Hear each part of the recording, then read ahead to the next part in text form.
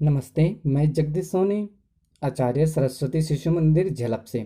प्यारे बच्चों, आज मैं आप सभी को विषय हिंदी कक्षा द्वितीय में पाठ 8 कौन पाठ्य का वाचन करवाऊंगा। तो आइए बच्चों, सबसे पहले जानें कठिन शब्दों को। चांद, प्यास, मुस्काता, प्रश्न, निर्मल, इंद्रधनुष। तो आइए बच्चों, जानते हैं कविता का वाचन करना। अगर न होता चांद रात में, हमको दिशा दिखाता कौन। अगर न होता सूरज दिन को, सोने सा चमकाता कौन। अगर न होती निर्मल नदियाँ, जग की प्यास बुझाता कौन। अगर न होते पर्वत मीठे, झरने भला बहाता कौन। अगर न होते पेड़ भला फिर, हरियाली फैलाता कौन।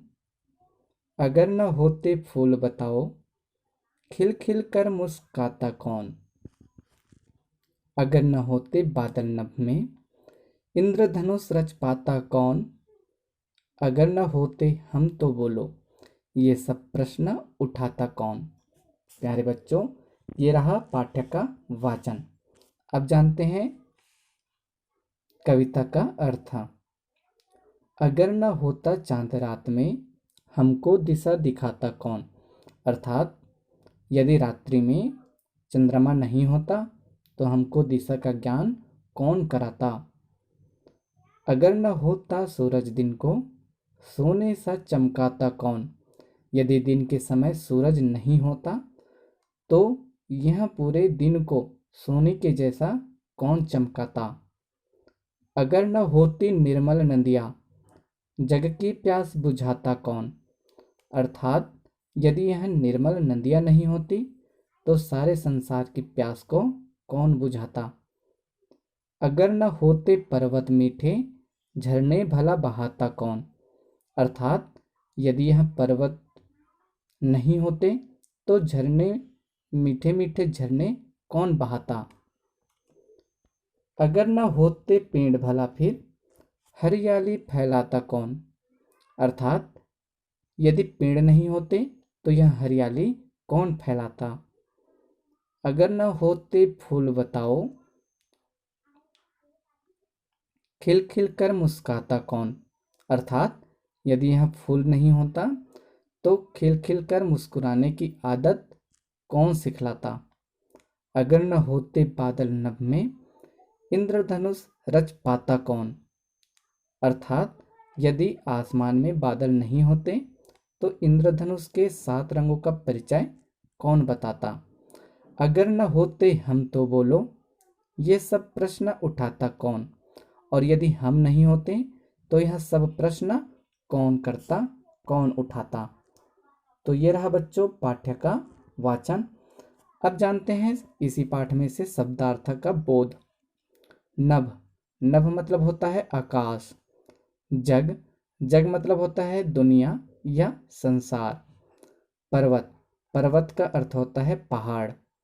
प्रश्न, प्रश्न का अर्थ होता है सवाल।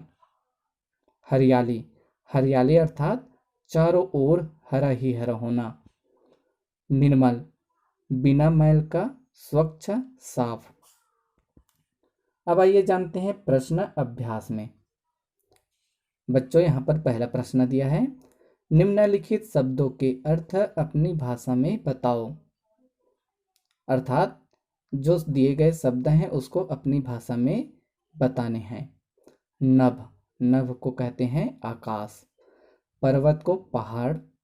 निर्मल स्वच्छ। हरियाली अर्थात हरा भरा। मिट्टी का अर्थ होता है माटी। प्रश्न दूसरा, समझकर एक एक वाक्य में उत्तर लिखो। बच्चों, यहाँ पर क प्रश्न है, जिस रात चांद नहीं निकलता वह रात कैसे लगती है। तो बच्चों इसका उत्तर होगा, जिस रात चांद नहीं निकलता वह रात अंधेरे अंधेरे लगती है। दिन में उजाला हमें किससे मिलता है। तो बच्चों इसका उत्तर होगा, दिन में उजाला हमें सूरज से मिलता है। ग नंबर का प्रश्न, हरियाली किनके कारण दिखाई पड़ती है? तो बच्चों हरियाली पेड़ पौधों के कारण दिखाई पड़ती है। घ नंबर का प्रश्न है, इंद्रधनुष में कितने रंग होते हैं?